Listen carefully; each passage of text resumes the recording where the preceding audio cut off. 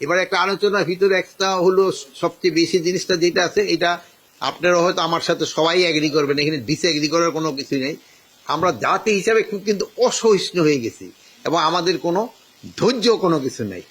আগে আপনারা মানে এই যে দুই একটা ভাই আছে তো একটু আমার সমান বয়স না, বাট একটু বয়স্ক যারা, তারা আপনি দেখছেন যে সমাজে কোনো কিছু একটা মানে খারাপ কাজ ঘটনা বা ঘটতে থাকলে লোকজন কিন্তু ঝাঁপে পড়তো ওইটা প্রতিহত করার জন্য, যেন ওইটা ঘটনাটা না ঘটে।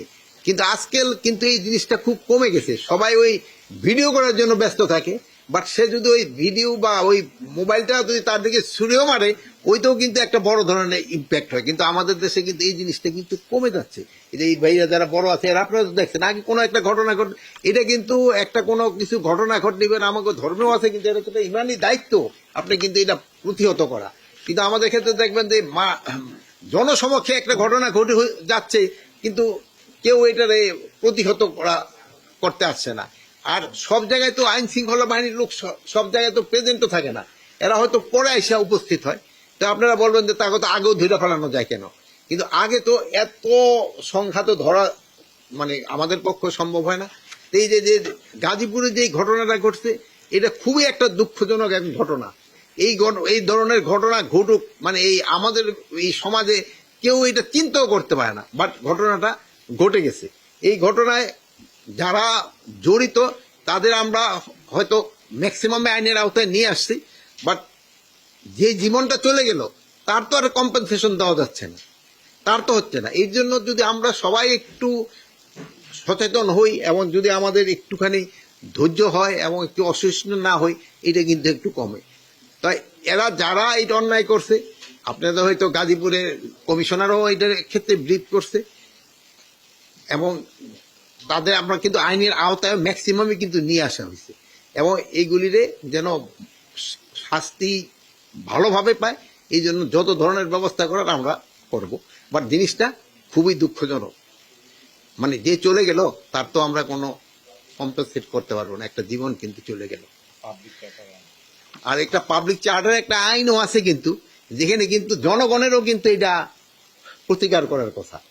কিন্তু আমাদের এই পাবলিক চার্টার আইনটা কিন্তু আমরা আস্তে আস্তে কিন্তু ভুলে যাচ্ছি।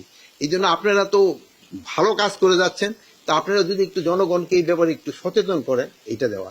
আর অনেক সময় আছে যেমন ধরেন ইউটিউবে ধরেন 1 বছর আগের একটা ঘটনা, এটা দিয়া একটা পোস্ট ছেড়ে দিল।